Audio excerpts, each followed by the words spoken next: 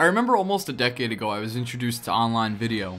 I thought it was pretty awesome that TV-like content was on the web and I could watch it right from my own computer and see the people in all different areas of online video do some pretty cool and funny things. It was roughly almost 6 or 7 years ago that I finally thought I was old enough, 9 years old to be exact, to start online video.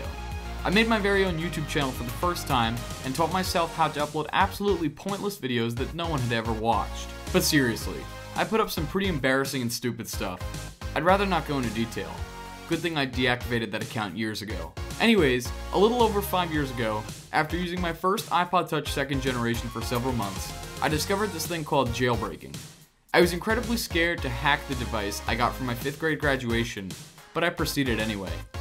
And then I began watching a lot of tech YouTubers show off the latest and greatest Cydia tweaks. Then I ran into an issue with an update I downloaded on my iPod Touch, in which Apple patched a jailbreak.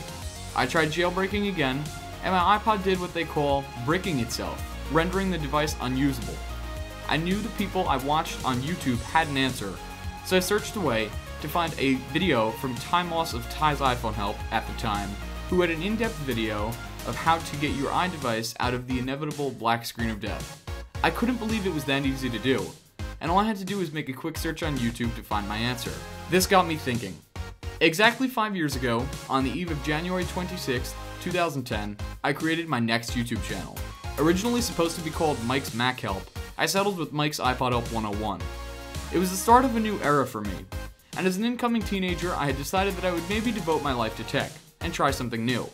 My first video, ironically enough, was a recap of my black screen of death process, and eventually, I did a tutorial a few months later on how to get out of it. I remember for at least 6 months I had 9 subscribers, most friends from school. I just kept making content, however, about pointless jailbreak stuff, cheap case and app reviews, and then eventually the recap of the new iPod introductions, as well as iOS 4.0. Fast forwarding to the beginning of 2012, I remember hitting the 2nd anniversary, and just 4 days later getting invited to a brand new, unknown YouTube network dubbed Fullscreen for full partnership, which at the time, partnership on YouTube was a huge deal, especially for someone with 3,000 subscribers and less than 250,000 video views. But Fullscreen was willing to throw the punch, and little did I know that they'd go on to become the most popular YouTube network in the world. By the end of the year, I had over 1 million video views and over 5,000 subscribers. In the summer of 2013, I attended my first ever YouTube-related event in real life out in Anaheim, California, known as VidCon. I had been wanting to attend since 2011, but 2013 was finally the year that I had built up enough of a following, savings, and courage to fly across the country to see what YouTube life is like off of the screen. Once I got back, I hit 10,000 subscribers. I had no idea that I would ever even come close to this number. By June 2014, I was quickly approaching 20,000 subscribers and over 5 million video views.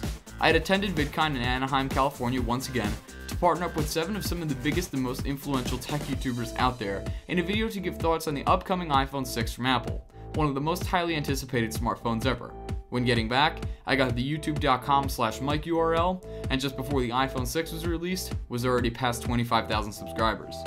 Then came the iPhone 6 release. During a 14-hour camp out with my dad at our local Apple store, him and I got our phones, as well as getting in the news for being so insane. My iPhone 6 coverage was the most popular iPhone coverage I've ever done on the channel, and September 2014 wound up being the most successful month for my channel, ever. During this time period, I also began to significantly invest in new equipment to better improve my channel, including a major office overhaul. We closed the year with my most popular video ever only being uploaded 8 months before the year ended, top iOS 7 Cydia tweaks of 2014, having nearly 500,000 video views alone. So here we are, the beginning of 2015. It has been 5 years since I began doing this. I never thought that I would actually follow through with all of this, and actually make YouTube videos for an audience that enjoys my content, and as a bonus, make a monetary profit. For someone who's not even 18 years old yet, well, I think that's pretty damn awesome. I don't want to sound too cliche or anything, but I truly want to thank each and every one of you for your outpouring support, dedication, enjoyment, and positivity throughout this journey. Without you guys, I truly just would not be able to pull all of this off. I also have to thank the incredible people I've met and worked with along the way, the influential content creators above me, my tech friends from around the country that I see every so often, and especially my friends and family here in New Jersey and in the neighboring states. They support me so much, and I think it's really awesome that they too enjoy and are fascinated by what I do. I have so much planned and so much in store for the future, however. I am still constantly investing in new and better ways to make my content much more enjoyable and much more professional. I'm also working on some really cool stuff behind the scenes that I just can't talk about yet, but stay tuned, and you'll agree that it'll be worth the wait. Since 2010 up until late 2012, I've been known as Mike's iPod Help 101. As cheesy as this name is, I'll always be that person.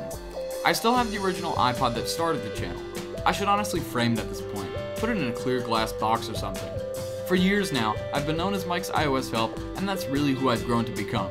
But today, we're making one final change to the name across all of my social media, and that is to be fully known as Mike Cronin. For months, this has been my name on YouTube, but now all channel art, banners, intro, etc. will be receiving the update in accordance with the new /Mike URL, and the more open way to now present oneself on social media that many people are beginning to catch wind of. I think we can all agree that usernames are beginning to become a thing of the past. But for the record, I still prefer square avatar icons on social media than I do circles. I mean, seriously? For those of you that hung on forever though, /Mike's iPod Help 101 and /Mike's iOS Help will always work on YouTube. I will never let go of those URLs because that would just take away from who I am and how I started. Okay, this has got a bit too long. Sorry about that. Why can't I write stuff like this for school? But seriously, you guys are the bomb. I'm so happy to have so many of you that support what I do. Thanks for just being the best. And happy 5th anniversary. Mike Cronin.